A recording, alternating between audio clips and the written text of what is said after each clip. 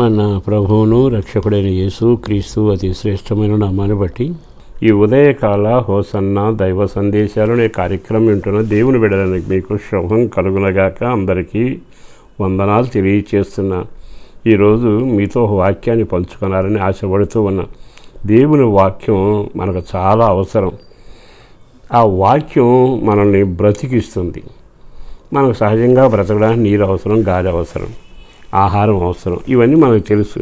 కానీ నీ ఆత్మీయ జీవితంలో కానీ కుటుంబ సౌఖ్యం కలగాలి అంటే నిన్ను బ్రతికించే సర్వశక్తి కలిగింది దేవుని మాట. దేవుని మాట చదివినా, దేవుని మాట విన్నా, దేవుని మాట అంగీకరించినా, దేవుని మాటకు లోబడిన దీవెనలన్నీ నీ ఇంటి మీదకు వస్తాయి. దేవుని మాట వినడం వలన కొన్ని ఆశీర్వాదాలు ఉన్నాయి.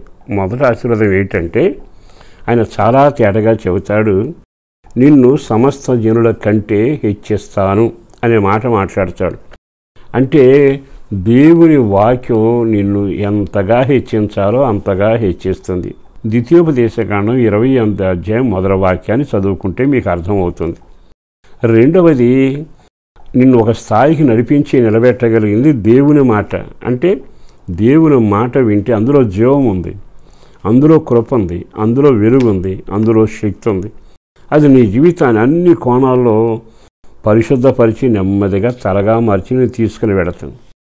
మరొక మాట రాయబడింది, నీ వాక్యము నన్ను బ్రతికించనని కీర్తనాకారుడు తన గ్రంథంలో రాశాడు. అంటే అది నువ్వు చనిపోవటం అని కాదు, సొమ్మసిలిపోతావు, బలహీనుడు అయిపోతావు, ఆలోచన పుట్టదు, సమస్యలు పుట్టలుగా ఎదుగుతుంటే, జుట్టు ఊడిపోతూ ఉంటే, బ్రతుకు బరువు అవుతూ ఉంటే, కర్మ కాలిపోతుంటే, నా రాతి ఇంతే కదా అని నువ్వు వ్యధ చెందుతావు. కానీ వీటన్నిటికీ పరిష్కారం ఏమిటో తెలుసా? దేవుని వాక్యం. వాక్యాన్ని చదవడం మొదలుపెట్టు, మంచు తొలగిపోయినట్టుగా నీ సమస్యలు తొలగిపోతాయి. ఆ వాక్కు నీకు ప్రశాంతత కలిగి చేస్తే నెమ్మది ఉంటుంది. అందుకేగా ఆదివారం అందరూ మందిరానికి వెళతారు, ఇంటి దగ్గర ఉన్న వాక్యం చదువుతారు, వేకువజామున ప్రార్థన చేస్తారు. సమయం ఉందనుకున్నప్పుడల్లా దేవుని యొక్క మాటల గురించి పలుమార్లు ధ్యానిస్తారు. వాళ్ళ కుటుంబాలు ఆశీర్వదించ బ్రతకడానికి కారణం వాక్యమే కదా. దేవుడు ఏమన్నాడు తెలుసా? నీ కొడుకులతో కూతురుతో కూర్చున్నప్పుడు ఈ విషయాలే మాట్లాడు, ఈ వాక్యాన్ని. అది నిన్ను బ్రతికిస్తుంది, నీ పిల్లలను బ్రతికిస్తుంది. ఎంత బాగుంది ఈ మాట. అంటే దేవుని మాట చదవటం, దేవుని మాట వినడం చాలా దీవెనకరం. మరొక మాట కూడా చెప్పనా? ఒకసారి దేవుడు ఏమన్నాడు తెలుసా? యెహోషువ, ఈ వాక్యాన్ని విను, ఈ వాక్యాన్ని చదువు, ఈ వాక్యాన్ని ధ్యానించు, ఈ వాక్య ప్రకారం ప్రవర్తించు, కుడికి కానీ ఎడమకు గారికి వెళ్ళవాకు. అప్పుడు నీ మార్గాన్ని నీవే ఒరిజినల్లో చేసుకుంటావు. అంటే అభివృద్ధి పొందే తాళం నువ్వు పొందుకుంటావు. ఎంత బాగుందండి ఆ మాట. అంటే నీ అభివృద్ధి తాళం వాక్యంలోనేగా, నీ అభివృద్ధి తాళం దేవుని మాటేగా, నీ ప్రాణానికి నెమ్మది దేవుని మాటేగా, నిన్ను తలగా చేయగలిగింది కూడా దేవుని మాటేగా. మనుషుల మాట విన్నావు, కొన్నిసార్లు జీవితాన్ని నాశనం చేసుకున్నావు. కానీ ఇప్పుడైనా జీవం కలిగిన దేవుని మాట వింటే దేవుడు మాట్లాడతాడు, హెచ్చరిక చేస్తాడు, అర్థంలో నీ జీవితాన్ని చూపించి దిద్దుతూ ఉంటాడు. అందుకే ఆదివారం అనగానే మనం మందిరానికి వెళ్ళాలి. దేవుని మందిరానికి వెళ్ళి ఆ సన్నిధిలో ఉంటే ఆయన వెలుగు ఉంటుంది, దీవెన ఉంటుంది. దైవజనుడు దేవుని పక్షాన్ని నిలబడితే స్వరం వినబడుతుంది. ఆ మాటలు కృంగిన నిన్ను, చావడానికి సిద్ధమైన బ్రతుకును అన్ని విషయాల్లో మార్పు చేస్తే ఆ దేవుని మనసారా ఆరాధన చేయకుండా రాగలవా? ఆయనకి స్తుతి చెప్పకుండా ఉండగలవా?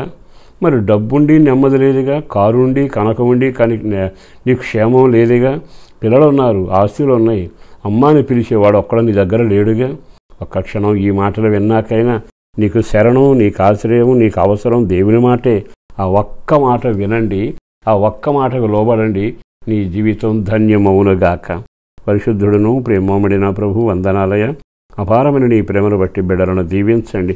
నీ వాక్యం ద్వారా నన్ను బ్రతికిస్తున్నవాడా వారిని బ్రతికించి, ఈ వాక్యం ద్వారా అనేకులను స్వస్థపరుస్తున్నవాడా అందరి పట్ల కార్యించి, ఈ మాటలు విన్న జీవితాలు అద్భుతాలు జరగాలి, నెమ్మది కలగాలి, క్షేమం కలగాలి, కృప కలగాలి. బలమైన కార్యాలు చేసి వాళ్ళ అవసరాలు తీర్చండి. కుటుంబానికి రక్షణ, స్వస్థత, నెమ్మది, ఆనందం, సమృద్ధి అన్నీ దయచేసి పేరు పేరున బిడ్డలను దీవించుమని యేసు పేరట వేడుచున్నాము తండ్రి. ఆమేన్.